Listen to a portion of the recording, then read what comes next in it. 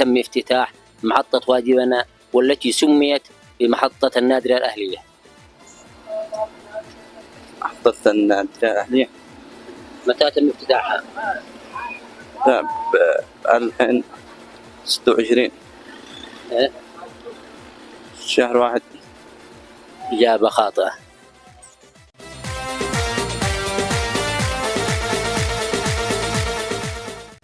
السلام عليكم ورحمة الله وبركاته. عدنا لكم في مسابقة جديدة من برنامج جرب حظك واحد. السلام عليكم الأخ مجد عبد الرزاق الراعي. كيف حالك؟ الحمد لله. معك سؤال وجائزة، جاوب على السؤال تحصل على جائزة من محلات علي صالح الجبري وأولاده. متى تم افتتاح محطة وادي بناء؟ المحطة وادي بناء قبل نص شهر هذا. لا اشتري التاريخ واليوم.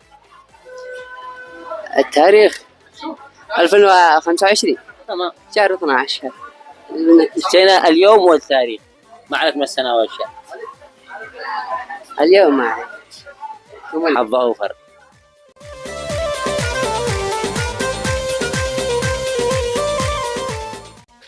السلام عليكم ورحمة الله وبركاته. من هنا من مدينة النادرة في برنامج جرب حظك واحد برعاية محلات علي صالح الجبري وأولاده، ومع أحد فقراتنا فقرة سؤال وجوائزه، ومع الأخ محمد حميد الضينة. كيف حالك يا محمد؟ الله يعطيك العافية. نحن عندنا سؤال، إذا جبنا لك سؤال إذا جاوبته تحصل على جائزة عينية وجائزة مالية إن شاء الله.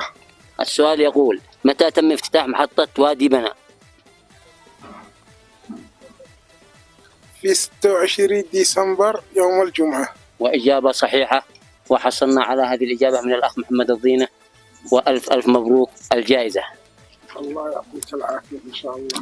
وحصلت على جائزة مقدمة من محلات علي صالح الجبري وأولاده. ألف ألف مبروك، جائزة مالية وهذه كمان جائزة عينية، وألف ألف مبروك. صفقوا له. الله يعطيك العافية.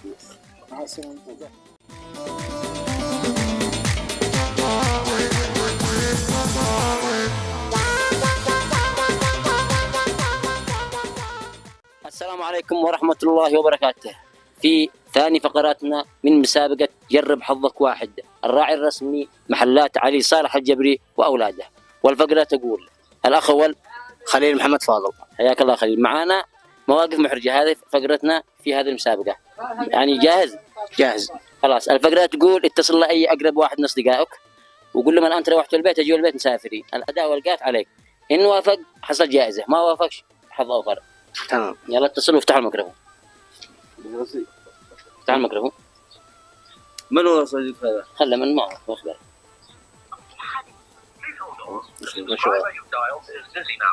شوف غيره. بفتح. شوف لما. خلاص يلا قرح رب شوي. السلام عليكم. السلام عليكم. يا حيا بسام، تروحنا البيت وهو مسافرين كلهم دحين، الغداء عليك والقات. معك ما حد بالبيت، الغداء عليك والقات. وين انت؟ انا في قلبك. بين انت؟ في قلبك. في قلبي. يلا الغداء عليك والقات، ما حد بالبيت. يلا انا بالسوق على قصة صاحب البيت. يلا ننزل عندك. وينك؟ انا بالنجد. صدق الله وينك؟ والله انا بالنجد. ما تغديت بس؟ ما قد تغديت بس. صدق الله. والله. ارجع اسلم بالدم بيت شاعر وارجع اعمل الطريقة والله. يلا شكرا.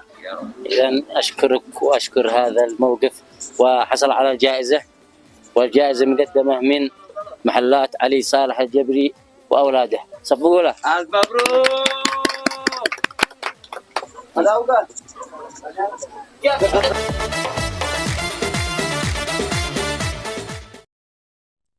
الأجواء الرمضانية، وبالتحديد في الأرياف أو في مركز المديرية، يعيش أبنائها المتواضعين البسطاء الحياة الرمضانية بكل بساطة وروحانية، على وجه الخصوص بعد العصر، وكذلك قبل الإفطار، حيث تتحول القرية أو مركز المديرية إلى مكان مليئا بالروحانية والترابط الاجتماعي. وهنا تأتي الأجواء الرمضانية من حيث التجمعات العائلية، حيث تتجمع العائلات في البيوت لتناول الإفطار ويتبادلون الأحاديث والقصص. أما في المسجد فيتوافد الرجال إلى المسجد لأداء صلاة المغرب، وكذلك لتناول وجبة الإفطار كما هو المعتاد. وفي الزيارات الاجتماعية في رمضان يزور الناس بعضهم البعض ويتبادلون التهاني، وكذلك يتبادلون الأطعمة التقليدية الرمضانية. كذلك يعيش في الأرياف الناس الحياة الرمضانية بكل بساطة وروحانية، يتبادلون المحبة والترابط الاجتماعي، وتعكس تلك نظرة عن أبناء مديرية النادرة وكيف يعيشون أجواء رمضان، والبشاشة لا تفارقهم. الأجواء الرمضانية وبالتحديد في الأرياف أو في مركز المديرية يعيش أبنائها المتواضعين البسطاء الحياة الرمضانية بكل بساطة وروحانية، على وجه الخصوص بعد العصر، وكذلك قبل الإفطار، حيث تتحول القرية أو مركز المديرية إلى مكان مليئا بالروحانية والترابط الاجتماعي. وهنا تأتي الأجواء الرمضانية من حيث التجمعات العائلية، حيث تتجمع العائلات في البيوت لتناول الإفطار ويتبادلون الأحاديث والقصص. أما في المسجد فيتوافد الرجال إلى المسجد لأداء صلاة المغرب، وكذلك لتناول وجبة الإفطار كما هو المعتاد. وفي الزيارات الاجتماعية في رمضان يزور الناس بعضهم البعض ويتبادلون التهاني، وكذلك يتبادلون الأطعمة التقليدية الرمضانية. كذلك يعيش في الأرياف الناس الحياة الرمضانية بكل بساطة وروحانية، يتبادلون المحبة والترابط الاجتماعي، وتعكس تلك نظرة عن أبناء مديرية النادرة وكيف يعيشون أجواء رمضان، والبشاشة لا تفارقهم.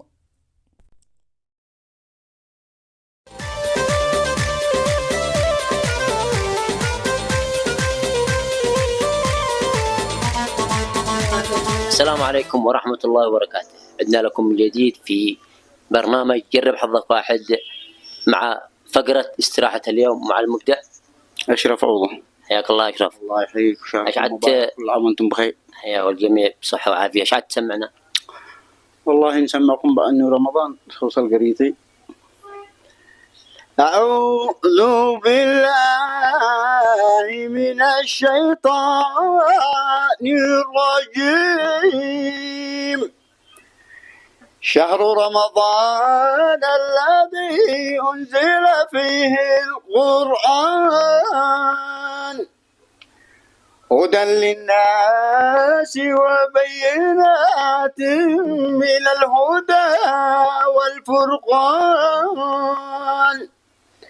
فمن شهد منكم الشهر فليصوم، ومن كان مريضا أو على سفر فعدة من أيام أخر. الله أكبر. يفطروا فطروا. طبعا هذا أذان صنعاء. هذا الأذان حق صنعاء. هذا أجمل لحظات برمضان نعيشها فعلا. ليش ما تسمعنا صوت الأحمد سنة عامل ضخم مو برمضان ولا لا؟ إيه؟ شهر رمضان الذي أنزل فيه القرآن هدى للناس وبينات من الهدى والفرقان. صدق الله العظيم. من القارئ؟ طيب أنا إيش باقي؟ القارئ من محمد أيوب.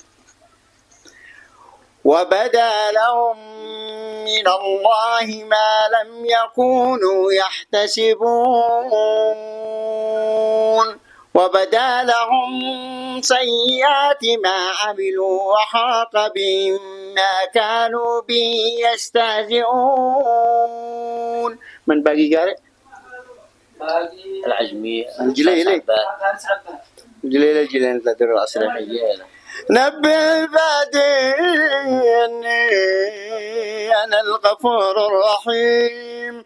نبئ عبادي أني أنا الغفور الرحيم وأن عذابي هو العذاب الأليم.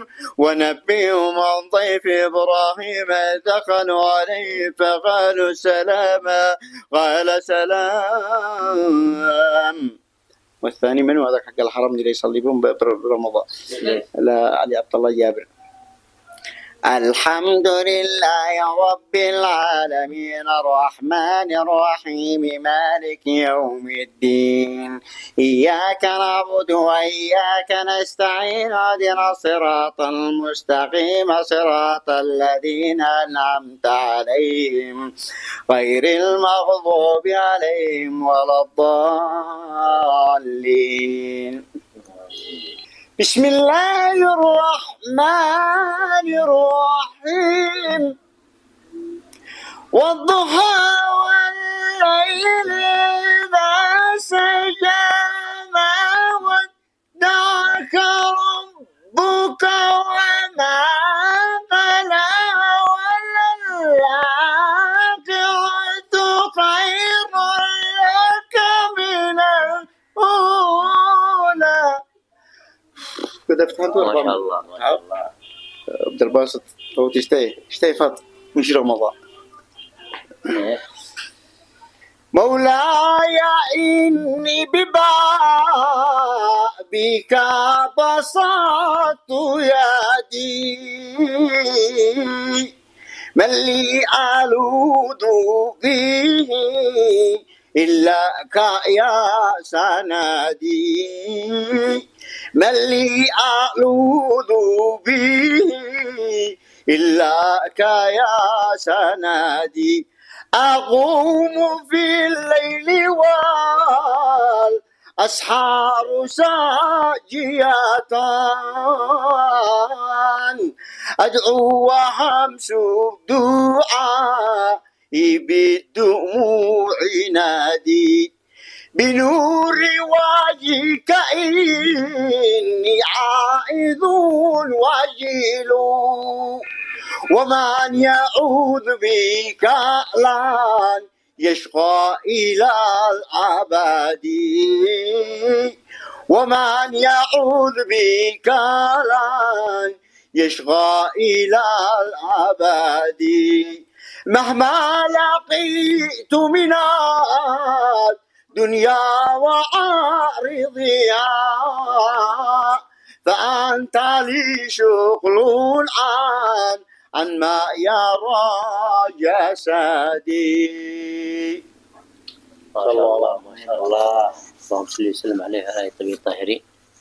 محلات هذا المحلات الذي فعلت المسابقة هذا تبع من؟ الإسراء الجبري. إذن نشكر هذا محلات علي صالح الجبري. نشكر محلات علي صالح الجبري على دعمهم السخي وعلى هذا الجوائز القيمة. ونشكر كل من ساهم ودعم هذا المسابقة. وكمان نقدم شكرنا الكبير للأخ المبدع الأستاذ فكري الوزلة. ونعم بالرجال قاله ويعجبني إعلامي رائع بكل ما تعنيها الكلمة.